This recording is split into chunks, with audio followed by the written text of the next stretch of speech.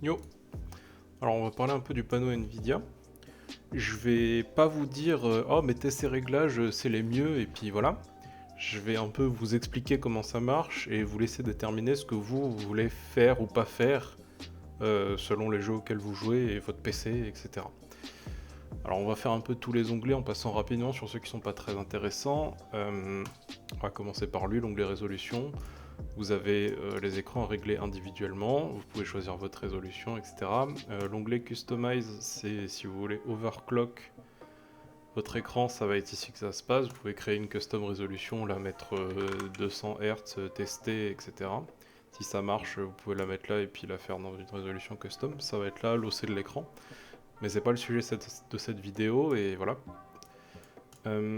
Ici, généralement, vous pouvez aller en défaut. Juste, des fois, dans certains cas, là, dans certains cas, il sera en 8 bits par color.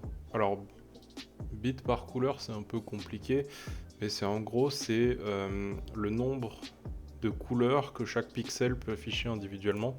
Si vous êtes en 8 BPC, ça veut dire que chaque pixel peut afficher 256 couleurs. 256 combinaisons de couleurs, donc beaucoup plus que 256 en fait. Et si vous êtes à 10 BPC, c'est 1024 combinaisons de couleurs par pixel. Concrètement, 8 ou 10, ça dépendra de votre écran et de votre câble. La majorité des écrans supportent 8 BPC. La majorité du contenu qui est sur votre ordinateur supporte 8 BPC. Il y a quelques rares applications genre Photoshop, et si vous avez des images en RAW, ils peuvent être à 10 BPC ou 16 BPC même, mais peu importe.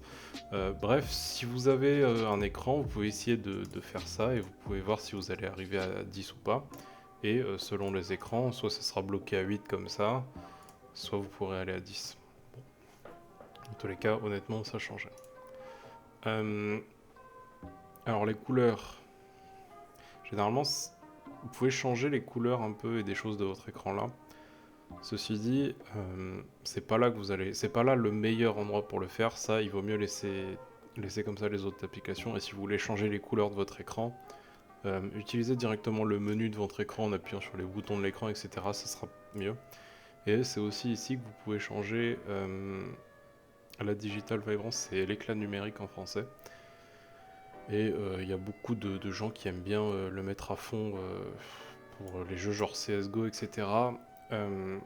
Ça sature énormément les couleurs. Et il y a des gens qui préfèrent, et sur certains jeux ça peut être mieux. Sachant que le mettre là, ça va le mettre dans tout, dans tout cet écran là. En tout cas, vous pouvez le régler individuellement par écran. Et sachant qu'il y a un autre programme qui s'appelle Vibrance GUI que vous pouvez télécharger, mettez le nom là, Vibrance GUI dans Google, vous allez le trouver directement. Et ça va vous permettre de régler la vibrance par jeu. C'est-à-dire en mettant sur CSGO, vous pouvez être à 90%, sur PoE un autre pourcentage, sur Monster Hunter encore un autre pourcentage juste en cliquant sur Add. Par exemple, si je voulais mettre de la vibrance sur OBS, je mettrais OBS là, puis hop, je mettrai ce qui m'intéresse et je cliquerai sur OK. Vous pouvez choisir Auto Start, c'est démarrage avec Windows. Et Primary Monitor Only, ça veut dire que si vous le cochez, ça sera que sur un écran, et si vous le cochez pas, ça sera sur tous vos écrans, de façon assez logique. Moi je trouve que ça c'est une meilleure solution que de le cocher là et de l'avoir dans tout Windows, voilà. Bon, ça je vais pas vous faire un dessin, c'est si vous voulez tourner un écran, hein. On s'en bat les couilles. L'audio, si vous voulez, vous pouvez le désactiver là, l'audio. Sachant que pour une raison inconnue, des fois il se réactive. C'est-à-dire que moi, mon ancien écran avant, il se réactivait. C'est-à-dire que je pouvais le désactiver là, il se réactivait de toute façon tout le temps. Alors bon, bah voilà. Ici, si vous jouez pas avec des résolutions bizarres, vous pouvez ne pas toucher. Si vous aimez bien jouer, enfin je veux dire, vous pouvez même mettre no scaling ici. Si vous jouez que en résolution native. Si vous jouez avec des résolutions bizarres, parce que vous avez vu Jean-Michel Opti qui joue avec une résolution de 2440 par 70 pixels, c'est là qu'il faudra changer pour décider si vous aurez des black bars ou si votre résolution sera étirée. De façon assez logique, si vous êtes en full screen, ça veut dire que ça va prendre tout votre écran, donc ça va être étiré, évidemment. Et si vous êtes en aspect ratio, vous aurez des black bars parce que le jeu va respecter le ratio d'aspect de la résolution que vous avez mis et donc va pas étirer pour remplir tout l'écran. L'integer scaling, c'est compliqué, mais c'est pas important. Le choix du perform scaling où, alors là vous aurez pas forcément le choix, ça dépendra de votre écran. Si votre écran a un module pour le faire, vous aurez le choix entre display et GPU. Et si votre écran n'a pas de module pour choisir, de toute façon ce sera que le GPU. Alors si vous avez le choix, préférez l'écran. Parce que c'est très légèrement plus rapide, mais bon, c'est négligeable. Mais disons que c'est légèrement plus rapide sur l'écran. Si vous avez le choix, mettez l'écran. Si vous n'avez pas le choix, mettez le GPU. De toute façon, ça ne changera rien.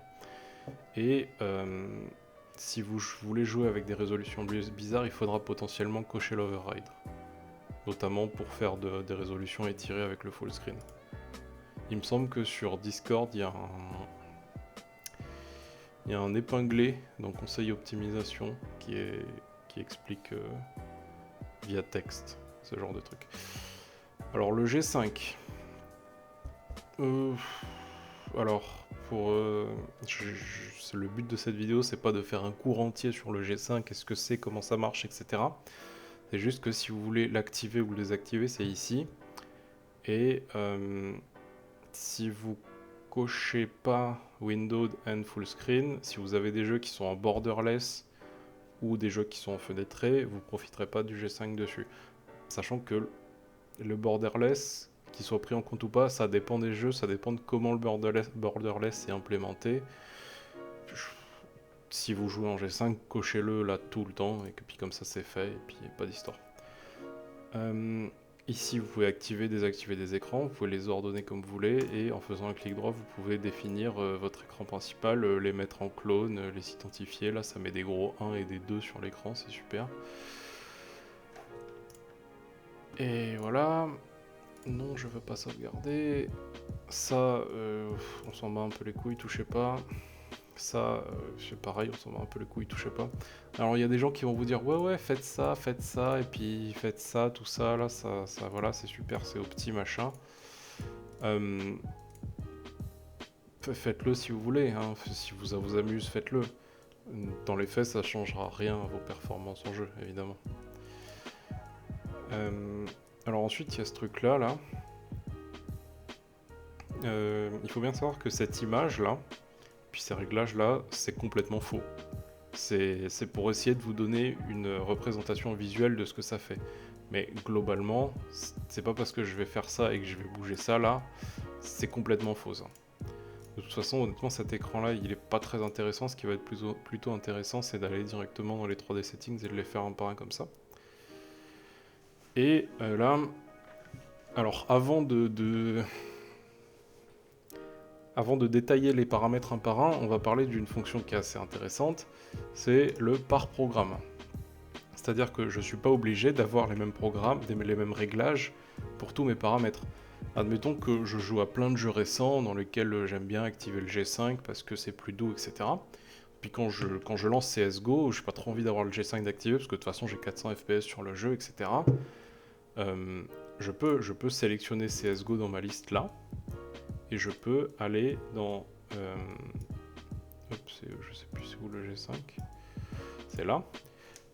Et je peux choisir, hop, Fixed Refresh, appliquer, et c'est bon. C'est-à-dire que mon G5 il sera tout le temps là, et puis quand je serai sur CSGO, il va utiliser les paramètres que je lui aurais donnés spécifiquement pour CSGO. Et je peux faire pareil pour d'autres jeux, ça me permet de mettre... Généralement, la meilleure manière d'utiliser ce truc-là, c'est de mettre vos paramètres jolis pour les jeux d'aventure ou les jeux solo, etc. De les mettre là, et puis ensuite pour les jeux, si vous avez des jeux e-sport, vous voulez le plus de FPS possible, genre CSGO, Fortnite, Rainbow Six, Rocket League, j'en sais rien, ben vous venez les ajouter là, et puis vous venez mettre vos réglages individuels pour ces jeux-là, ici. Ok ? Alors, là, on va parler un petit peu individuellement. Alors, l'image sharpening, c'est une technologie assez récente de Nvidia existe aussi chez AMD. Chez AMD, ça s'appelle Radeon Image Sharpening, je crois. Bref, ce que c'est censé faire, c'est améliorer la netteté des textures à certains endroits dans certains jeux. Alors, honnêtement, ça marche pas très bien. Je vous conseille de le désactiver.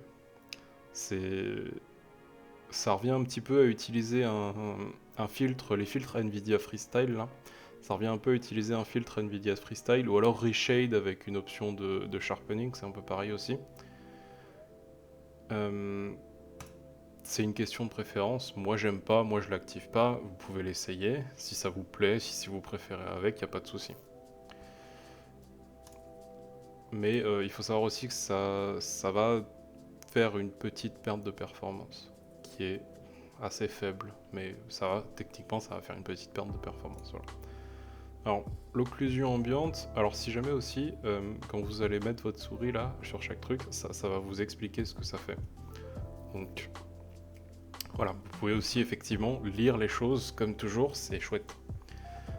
Alors, l'occlusion ambiante, alors c'est un peu compliqué, mais c'est une technologie qui permet d'ajouter des ombres locales un peu à certains endroits pour donner une scène un petit peu plus réaliste que ce que vous pouvez avoir.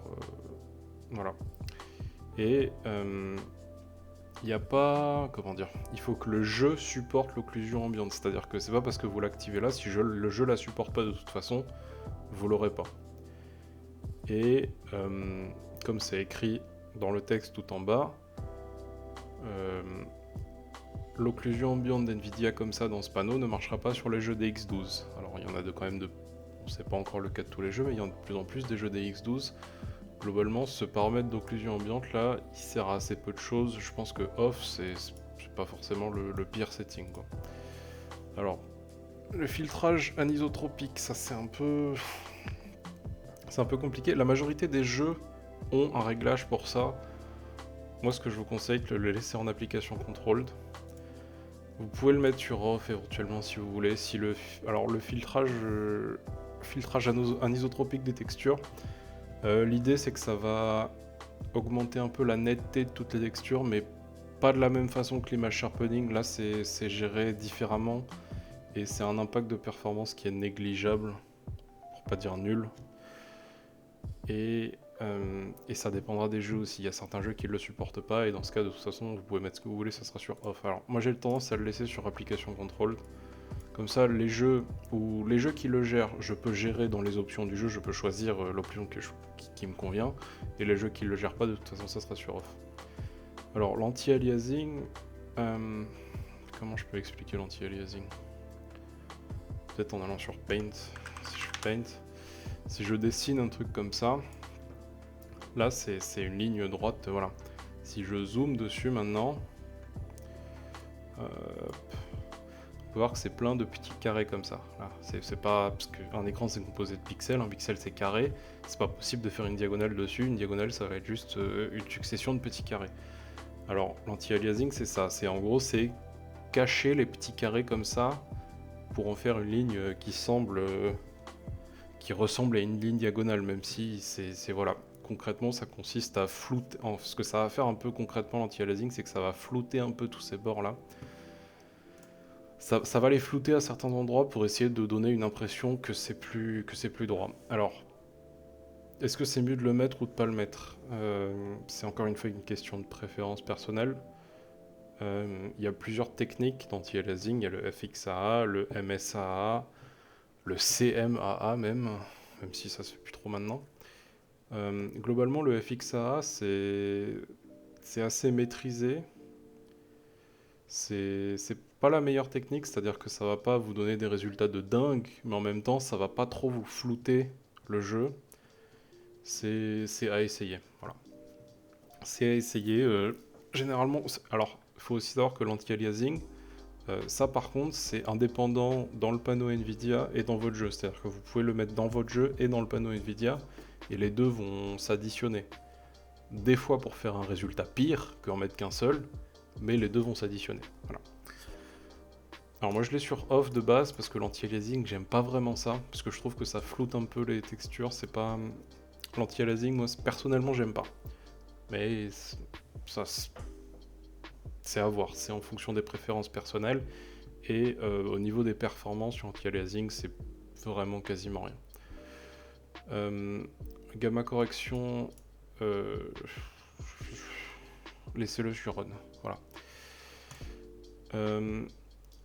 Là c'est encore l'anti-aliasing, cette fois vous pouvez encore le mettre sur application contrôle, c'est-à-dire que là ça va gérer un peu le...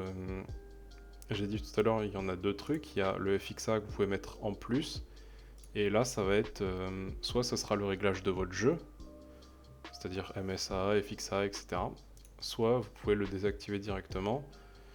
Je vous conseille de le laisser en application contrôle comme tout à l'heure, ça va permettre de laisser décider en fonction des paramètres du jeu, etc. La transparence de l'anti-aliasing, alors ça c'est encore une autre technique d'anti-aliasing, sauf qu'elle est un peu pourrie, et l'activez pas. Voilà. Les CUDA GPUs, si vous avez plusieurs GPU là, vous pouvez les cocher ou les décocher. Concrètement, si vous avez qu'une seule carte graphique, de toute façon c'est comme ça. Si vous en avez plusieurs, je vous conseille d'en cocher qu'un. Je vous conseille d'en cocher qu'un, le plus puissant. Voilà. Mais je vais pas trop revenir dessus parce qu'il y a quand même très peu de personnes qui ont plusieurs cartes graphiques. Alors DSR, le DSR c'est le Dynamic Super Resolution. Ça consiste à render le jeu à une résolution qui est supérieure à celle de votre écran, puis downscale ce truc à la résolution de votre écran. C'est-à-dire que, admettons que j'ai un écran 1080p et que je me mets en 4 fois, ça va render mon jeu en 4K, et ensuite ça va adapter cette image à mon écran 1080p et me la donner. Alors concrètement, render un jeu avec une résolution plus haute que la résolution de votre écran, ça va vous faire perdre des FPS, beaucoup de FPS, c'est-à-dire que en mettant de 1080 à 4K là, je vais passer de genre 200 FPS à 50. Et tout ça pour... c'est de la merde. Voilà, DSR c'est de la merde, désactivez-le et pas d'histoire. Alors le low latency mode, c'est un peu compliqué. En gros, plus vous l'activez, vous aurez de latence entre le moment où vous cliquez et le moment où il se passe un truc à l'écran. Sachant que off, ça correspond à l'ancien réglage de max pre-rendered frame 3. On, c'est l'ancien réglage max pre-rendered frame 1. Et ultra, c'est leur nouveau mode, ça correspondrait à 0 dans la vraie vie. Voilà. Alors, le mode que vous voulez, c'est un peu compliqué. Généralement, pour faire une généralité, mais comme d'habitude, tester, etc. Si c'est pour un jeu dit e-sport, type CSGO, Rainbow Six Siege, etc., où votre CG n'est pas utilisé à 100%, ou à moins de 95%, laissez-le sur on. Par contre, si c'est pour un jeu où, je sais pas moi, un jeu d'aventure, je sais pas, Tomb Raider avec les graphismes à fond par exemple, où là votre CG elle est à 99% en train de cracher ses poumons, à ce moment-là, vous aurez moins d'input lag en mettant le low latency mode en ultra. Le low latency mode en ultra, il sert à réduire l'input lag quand votre GPU est en train de cracher ses poumons. C'est le seul moment où ça aide. Sachant que du coup, quand votre GPU crache pas ses poumons, ça peut faire pire que de le laisser sur on. Donc en utilisant le fameux programme settings, je peux par exemple le mettre sur on sur Counter-Strike et sur ultra de façon générale. C'est bien, c'est pratique. Et ah oui, et puis aussi le mettre sur off, ça peut avoir un intérêt aussi, parce que avoir un max pre-rendered frame 3, en gros, c'est-à-dire que la carte graphique, quand elle va créer une image, au lieu de l'envoyer directement à l'écran, elle va être stockée.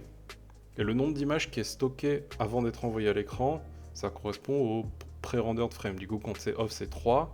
et quand c'est on, c'est 1. C'est-à-dire que quand il y a 3 frames qui sont stockés, est-ce que je peux illustrer ça simplement? S'il y a une frame, 2 frames, 3 frames, avant qu'elles partent à l'écran, si j'en ai 3 qui sont stockés, je sais qu'elles vont aller à mon écran à un intervalle qui sera très régulier.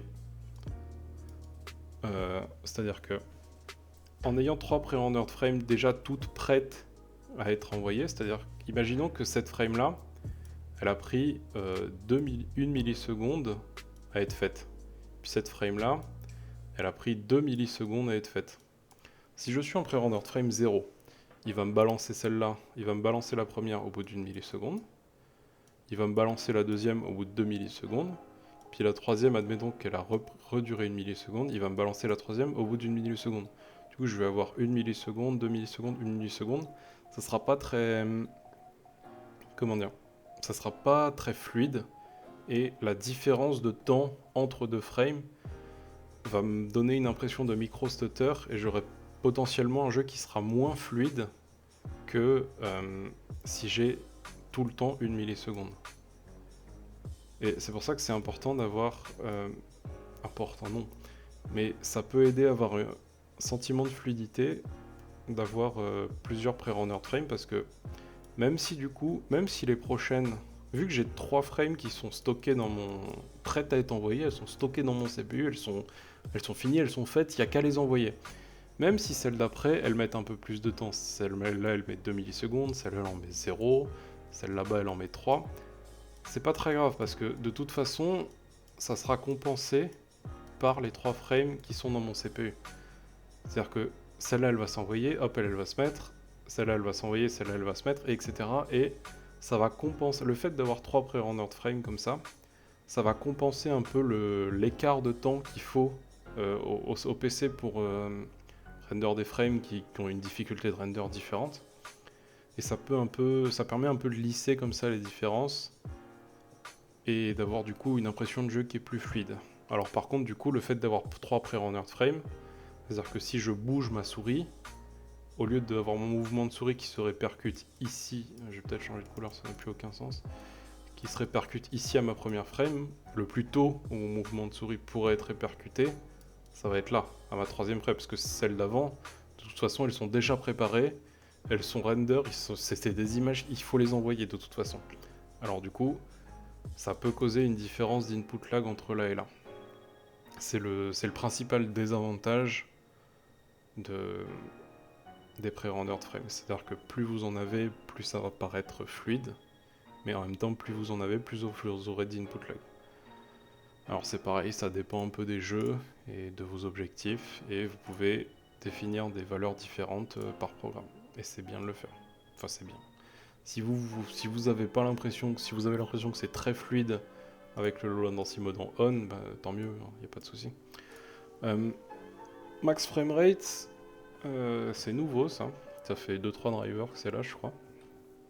Ça permet simplement de définir une limite maximum de FPS, quoi. Si votre jeu le propose pas. Pardon, parce qu'il y a certains jeux qui le proposent pas.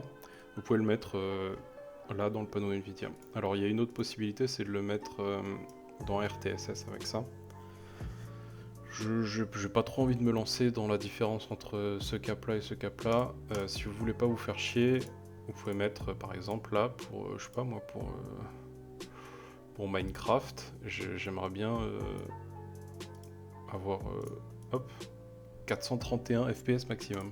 Je peux cocher ça, hop, juste pour Minecraft, j'aurai 431 FPS maximum. C'est super. Là, le G5 compatible ou pas, si vous avez un écran G5, vous pouvez laisser G5 et Fixed Refresh. Vous pouvez aussi évidemment changer ce programme-là individuellement par programme, c'est-à-dire comme je disais tout à l'heure, si je veux avoir mon G5 sur tous les autres jeux et je veux pas l'avoir sur CSGO, je peux l'activer individuellement. Le MFA, c'est encore une technique d'anti-aliasing qui est plus gourmande en performance, celle-là. Et moi je l'active pas. Généralement je l'active pas parce qu'il y a d'autres techniques, d'anti-aliasing qui sont généralement considérées plus efficaces, plus les techniques du jeu, etc. Alors le MFA, vous pouvez l'essayer, mais généralement c'est une perte de performance pour pas grand chose. Là généralement ça sera en auto. Oups, j'ai fait une bêtise. J'en étais où? Là. Ça sera en auto, vous pouvez mettre votre GPU. Si vous avez qu'un GPU, de toute façon ça sera la même chose, vous pouvez mettre votre GPU mais ça change rien. Le Power Management Mode, alors en théorie, Optimal Power, c'est censé être le mieux dans le sens où ça va réduire vos fréquences quand vous êtes sur le bureau et augmenter vos fréquences quand vous êtes en jeu. Dans la pratique, personnellement, ça sera peut-être pas le cas pour tout le monde, hein, ça dépendra de vos configurations, etc. Moi, si je regarde mes GPU clock, je me mets en Optimal Power, je suis à 1515 MHz sur le bureau, donc pas en jeu. Et si je me mets en maximum performance, je reste, ça s'applique pas, voilà, mais je reste à 1515 MHz. En l'occurrence, moi, ça fait aucune différence. Je crois que c'est une question de nombre d'écrans. Je pense que si je me trompe pas, j'ai lu quelque part à un moment que si vous avez qu'un seul écran, ça va baisser plus. Et si vous avez deux écrans, ou alors des écrans 144, je sais plus, mais c'est un truc avec les écrans, cette clock là, quand vous êtes au repos, elle va être de toute façon plus haute. Donc voilà, management mode, vous pouvez mettre max perf, optimal, ça change. La refresh rate, ça correspond globalement au cap de FPS. Laissez-le en highest available. Voilà. Alors le shader cache, c'est ici qu'il y a beaucoup de guides et de gens qui se trompent et on vous dire de le désactiver. Le shader cache, écoutez, la description est assez claire. Quand vous allez lancer un nouveau jeu, votre carte graphique va créer des shaders dont elle aura besoin pour les réutiliser plus tard pour éviter d'avoir à les recréer à chaque fois. Et ces shaders vont être enregistrés sur un cache dans votre disque dur pour pouvoir les récupérer directement et les réutiliser sans avoir à les recréer. Si vous le désactivez, la carte va devoir recréer ses shaders à chaque fois qu'elle a besoin de les utiliser. Et c'est moins bien que de juste laisser le shader cache et juste hop, s'ils sont sur le disque dur, j'en ai besoin, je les récupère, pas d'histoire. Laissez-le sur on. Ça, les sample optimisation, c'est compliqué. Alors techniquement, le paramètre qui donne le plus de FPS, c'est on. Dans les faits, sur beaucoup de jeux, ça crée des petits. C'est écrit, il me semble, c'est écrit. Oui, c'est écrit en bas. Ça peut créer des objets qui brillent un petit peu et c'est particulièrement désagréable. Et ça le fait sur quand même pas mal de jeux. Laissez-le sur off. Voilà. Le negative load bias. Alors c'est. Ouais, alors c'est très compliqué. Ça affecte que les jeux OpenGL, c'est-à-dire pas beaucoup. Laissez-le sur Halo, pas d'histoire. Alors, le texture filtering.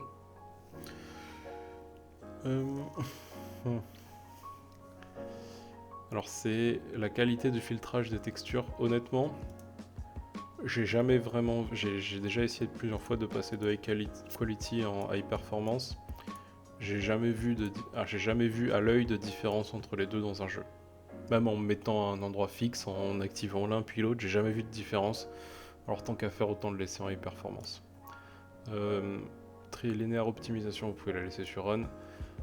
La threaded optimisation, c'est là aussi où vous allez voir beaucoup de guides qui se trompent et vous dire ouais il faut l'activer, il faut la désactiver, machin.